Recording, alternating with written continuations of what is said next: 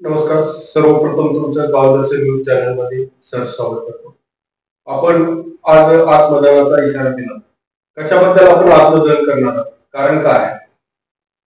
आत्मदहन करण्याचं कारण म्हणजे आपल्या अंदूर गावामध्ये नॅशनल हायवे पासून खंडोबा मंदिरापर्यंत पर्यटन तीर्थक्षेत्र पर्यटन विकासाअंतर्गत जे काम चालू आहे त्या कामाच्या संदर्भात ज्या त्रुटी आहेत, जे अंदाजपत्रक बनवताना ज्या त्रुटी आढळून आल्या आहेत, गटारीचं तिथं हे केलेलं नाही, उपाययोजनेचं नियोजन ह्याच्यामध्ये नाही, अंदाजपत्रकामध्ये नाही. ही महत्वाचा मुद्दा. दुसरी गोष्ट अतिक्रमण हा महत्वाचा विषय. दोन्ही बाजूला गायरान सर्वे नंबर 155 मधली जमीन आहे, त्याच्यामध्ये अतिक्रमण झालेलं आहे दोन्ही बाजूला. पूर्वी काही लोक तावण भरत होते, पण आता तावण भरणं तहसीलदारनं बंद केलेलं आहे. का तर त्यांनी स्वतःच बंद केलेलं आहे तावण भरून घेणं. त्याच्यामुळे दोन्ही बाजूला अतिक्रमण आहे. दुसऱ्या बाजूला जी जमीन आहे ती काही खाजगी प्लॉटधारक आहेत. खाजगी प्लॉटधारकांनी स्वतःच्या ह्याच्यामधून प्लॉटिंगसाठी इतर अंतर्गत जे रस्ते सोडलेत प्लॉटधारकांना, तसं समोरच्या मुख्य रस्त्याला लगत जे रस्ता सोडायला पाहिजे होता तो सोडला गेलेला नाही. तर ते सगळे रस्त्यावरच आहेत दुकानं, आणि तिथं समोर त्या दुकानदाराच्या समोर 155 ची जमीन आहे. तिथं पण पूर्ण अतिक्रमण काढण्याची तुमची मागणी आहे का? हो, बिलकुल. 155 मधलं पूर्ण अतिक्रमण. आणि खाजगी लोकांनी पण जे कोणी अतिक्रमण रस्त्यावर केलं त्यांनी पण अतिक्रमण काढले पाहिजेत. आता तसं म्हणावं गेलं तर खंडोबा मंदिर हे पूर्ण अतिक्रमणाच्या विळख्यामध्ये आहे. तुम्ही खंडोबा मंदिराच्या बाजूला जावा, पूर्ण अतिक्रमण आहे बाजूला. तिथलंही अतिक्रमण निघणं अत्यंत गरजेचं आहे, तेव्हाच विकास होईल. आणि जे काम हाती घेतलेलं आहे ते काम घेताना एक तर खंडोबा मंदिर पासून तर पूर्ण सुरुवात केली पाहिजे. तेव्हा खंडोबा मंदिरापासून हे तीर्थक्षेत्र विकासाचं काम आहे. दर खंडोबा मंदिरही नाही, दर नॅशनल हायवे पासूनही नाही, मध्येच काम चालू केलेलं आहे. म्हणजे दोन्ही बाजूचे अतिक्रमण काढण्यात आलं. दोन्ही बाजूची अतिक्रमण काढण्यात यावी ही आमची मुख्य भूमिका आहे. मी ग्रामपंचायतला पत्र दिलंय, तहसीलदारला, जिल्हाधिकाऱ्यांना 7 तारखेला पत्र दिलंय. काल 10 तारखेला त्यांना एक 8 दिवसाची मुदत दिली की बाबा आपण 16 तारखेपर्यंत अतिक्रमण तात्काळ काढावी. रस्त्याचं काम चालू आहे, रस्त्याच्या कामाला आम्हाला विरोध नाही. रस्त्याच्या कामाला उलट अतिक्रमण काढल्यानंतर त्यांची सोय होईल, रस्ता होऊन जाईल. त्याच्यामुळे आणि अतिक्रमण काढणं ही काळाची गरज आहे. म्हणून अतिक्रमणावर कोणीच बोलायला तयार नाही. प्रत्येकाचा स्वार्थ साधलेला आहे, तिथं धरलेला आहे. प्रत्येकाचे काहीतरी हितसंबंध गुंतलेले आहेत की कोणी विरोध घ्यायचा, अतिक्रमणाच्या बाबतीत कोणी विरोध घ्यायचा, प्लस मायनस राजकारण, ह्याच्यामध्ये सगळं जर फायदा तोटा जर बघून जर म्हटलं तर मग गाव कसं चालेल, गावचा विकास कसा होईल आणि गावची सुधारणा कशी होईल. सगळ्यांनी जर रोडवर जर येऊन बसलं तर मग गाव कसं चालणार आहे. गावात जे बाहेर गावून जे लोक येणार आहेत त्यांना कसं येता येईल, सगळे अडचणीचा विषय आहे सगळा. ग्रामपंचायतला पूर्वी व्यापाऱ्यांना गाळे दिलेली, गाळे सोडून पुढे झालेल्या अतिक्रमण काढण्याच्या पूर्णच ग्रामपंचायतच्या दिलेलं आहे त्याच्या समोर त्यांनी पण अतिक्रमण केलेलं आहे. तेही अतिक्रमण काढलं आणि ग्रामपंचायतनं जी दिलेली जागा आहे त्यांना त्या पद्धतीनं जर इतर खासगी अतिक्रमणधारक जे केलेले आहेत तेही अनेक वर्षापासून बसले आहेत, त्यांनाही पुढचं अतिक्रमण पाठीमागचं ठेवून बाबा पुढचं अतिक्रमण काढा तुम्ही, गटार होऊन जाईल.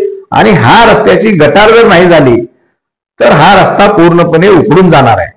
आता एक साधारण उदाहरण तुम्हाला मी सांगतो, ऐकून घ्या. नॅशनल हायवेला जे हायवेचं पाणी जातं, जिथं बाबा काय अडचण नाही तिथं आता सगळीकडे पाणी बाहेर जातं. जिथं गाव आहे, जिथं शहर आहे, जिथं वस्ती आहे त्या ठिकाणी तुम्ही बघा नॅशनल हायवेला पूर्ण गटारी आहेत का नाहीत. आपण ग्रामपंचायत सदस्य आहात, मग ग्रामपंचायतला या अतिक्रमणावर का भूमिका घेतली नाही? तुम्ही या बाबतीत सरपंच मुख्य जे आहेत गावचे प्रमुख सरपंच त्यांना विचारलं तर बरं होईल. का तर आम्ही त्यांना वारंवार अतिक्रमणाच्या बाबतीमध्ये त्यांच्या कानावर घातलेलं आहे. अतिक्रमण हे काढले पाहिजेत. अतिक्रमण हे आपल्या गावच्या दृष्टीनं अत्यंत रस्त्याला आपल्याला अडचण येणार आहे. आता मुख्य पाणी पुरवठ्याची रस्त्याची काम तिथं आहे. पाणी पुरवठ्याचं काम झाल्याशिवाय त्या रस्त्याचं बाजूला काम करून उपयोगच नाही. परत रस्ता उकडणार, परत तुम्ही पाणी पुरवठ्याची योजना आणणार, मग हे सगळे पैसे पाण्यातच जाणार आहेत ना. म्हणून पहिलं पाणी पुरवठ्याच्या योजनेचं काम अगोदर हाती घ्या आणि मग रस्त्याचं काम करा असं मी म्हणलेलं आहे. अतिक्रमण जर नाही काढलं तर तुम्ही आत्मदहन करणार? 100% मी तारीख दिलेली आहे. त्या तारखेला त्या तारखेपर्यंत जर काय कारवाई नाही झाली तर आपण या, मी तिथं तुळजापूर तहसीलला असेल, मी आत्मदहन करणार म्हणजे करणार. याच्यात माझा कुठलाही बदल नाही. कारण या अनेक जणांनी हे काम चालू होत्या की काम चांगलं व्हावं आणि अतिक्रमण काढावं यासाठी निवेदन दिले, आणि नाही झालं तर आम्ही असं करू तसं करू, तसा पवित्रा कोणीच घेतला नाही. नाही, इतरांनी काय केलं त्याच्याशी मी खोलात जात नाही, इतरांचा विषय त्यांच्याकडे राहिला. माझा जो विषय आहे, मी एकदा एक तर विषय घेत नाही, घेतला तर तो त्याच्या शेवट लावल्याशिवाय सोडत नाही. हे अतिक्रमण आहे तोपर्यंतच नाही, जोपर्यंत रस्त्याचं काम व्यवस्थित होत नाही तोपर्यंत मी या गोष्टीचा पाठपुरावा करत राहणार. आपण ग्रामपंचायतला कुलूप घालतो म्हणलो, त्याबाबत काय सांगतो? ग्रामपंचायतला कुलूप घालतो म्हणलो होतो, त्यांना 8 दिवसाची मुदत दिली होती. त्या संदर्भात सरपंचांनी संबंधित खात्याचे अधिकारी इंजिनियर बोलवले, त्यांच्या समोर सगळ्या गोष्टीची चर्चा झाली. मी त्या बैठकीत होतो, ग्रामपंचायत सदस्य होते, इतर गावातील काही प्रतिष्ठित लोकही होते त्या बैठकीमध्ये. आणि त्या बैठकीमध्ये असं ठरलं, मी स्वतःही म्हटलो की बाबा एका बाजूला रस्त्याचं काम खोदलेलं आहे, तर तुम्ही एका बाजूचं रस्त्याचं काम खोदलेलं आहे, लोकांना अडचण होऊ नये, अडथळा होऊ नये, तुम्ही एका बाजूचं काम करा, अंदाजपत्रकाप्रमाणे काम करा. ते झाल्यानंतर तुम्ही गटारीचं काम हाती घ्या आणि मगच दुसरी बाजू तुम्ही हाती घ्या म्हणून सांगितलेलं आहे. लोकांना अडचण होऊ नये हे उद्देश आहे आमचा, त्याच्यामुळे तो पूर्ण करा म्हणून सांगितलंय त्यांना.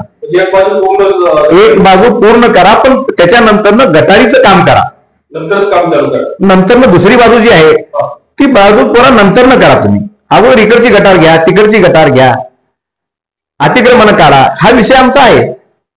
बरं, आपल्या चॅनलच्या माध्यमातून आज तुम्ही व्यापाऱ्यांना जे अतिक्रमण त्यांना काय आवाहन? व्यापाऱ्यांना मी एवढं सांगू इच्छितो की आपल्या गावामध्ये आजूबाजूच्या 25 खेड्याचे लोक येतात. आपल्या गावचा बाजार असतो, आपल्या गावची बाजारपेठ आहे म्हणून आजूबाजूच्या गावचे लोक येतात. भाविक भक्तगण येतात, लांबून लांबून कर्नाटक, आंध्र, महाराष्ट्र इथून भाविक भक्तगण येतात. त्यांनाही अडचण होऊ नये, रस्त्याचं काम हाती घेतलेलं आहे तर ते रस्त्याचं कामही पूर्ण झालं पाहिजे. त्याच्यासाठी रस्ता चांगला राहण्यासाठी रस्त्यावरची कडची जी अतिक्रमण आहेत ती तुम्ही स्वतःहून काढली पाहिजेत आणि पाठीमागच्या बाजूला तुम्ही तुमचा व्यवसाय चालू करा तुम्ही, असे मी त्यांना विनंती करतो. तुम्हाला वाढीव अतिक्रमण काढावं त्यांनी, थोडं थोडं 1-1 मीटर 1.5 मीटर त्यांनी सरकलं तर त्यांना पाठीमागे जागा राहते, त्यांना पूर्ण उठवावं असा आमचा हेतू बिलकुल नाही. अतिक्रमण काढून त्यांनी सहकार्य करा, बिलकुल सहकार्य केलं पाहिजे त्यांनी, नाहीतर तुम्ही आत्मदान करणार नाही. ते मी आत्मदानाचा विषय हा मी अधिकाऱ्याकडे आहे माझा, म्हणजे मी अधिकाऱ्यांना म्हणलं की बाबा तुमच्या अंतर्गत येतोय हा विषय. माग तत्कालीन तहसीलदार राऊत साहेब यांनी एक वेळेस इथं येऊन बसून खुर्ची टाकून सगळे अतिक्रमण काढले होते, त्याच्यानंतर परत अतिक्रमण झालेले. त्या पद्धतीनं आता रस्त्याचं काम चालू आहे, त्यामुळे तुम्ही तात्काळ अतिक्रमण काढून रस्त्याचं काम होऊ द्या. रस्त्याच्या कामाला अडथळा आणायचं नाही आपल्याला, पण गटार झाली पाहिजे. रस्त्याच्या कामाला अडथळा आणायचं म्हणजे गटार करणं चुकीचं आहे, गटार नाही असं नाही. मुख्य मुद्दा आमचा गटारीचा आहे, नाही तर रस्ता टिकणारच नाही. आता एक उदाहरण देतो तुम्हाला मी. आता इथून आपल्या ग्रामपंचायत पासून पुढे पूर्ण उतार आहे. ह्या रस्त्याचं काम झाल्यानंतर दोन्ही बाजूला मोकळा रस्ता आहे, रस्त्यावरचं पाणी वाहून जातं. पण ह्या सरकारी दवाखान्यापासून इकडे पाठीमागचा जो रस्ता आहे नॅशनल हायवे पर्यंत, ह्या बाजूचं पाणी कुठं जाणार आहे मला सांगा तुम्ही. 1 वर्षापूर्वी ज्यावेळेस ह्या रस्त्याचं कुजबूज चालू होती त्यावेळेस गावातील लोकांनी जिल्हाधिकाऱ्याला निवेदन दिलेलं आहे की बाबा इथं रस्त्याचं काम तुम्ही हाती घेताय तर गटार काढा म्हणून निवेदन दिलेलं आहे. इथं एक संबंधित खात्याचे इंजिनियर स्थळ पाहणीला आले होते, कुलकर्णी साहेब म्हणून, त्यांनी म्हणलेलं आहे की दोन्ही बाजूला गटार करणं आवश्यक आहे. मग का झाली नाही? त्यांचं म्हणणं आहे गटार करा, गावातल्या लोकांचं म्हणणं आहे गटार करा, आमचं म्हणणं आहे गटार करा, तर मग गटार का झालं नाही? म्हणून तात्काळ गटारीचं काम हाती घेण्यात यावं. धन्यवाद.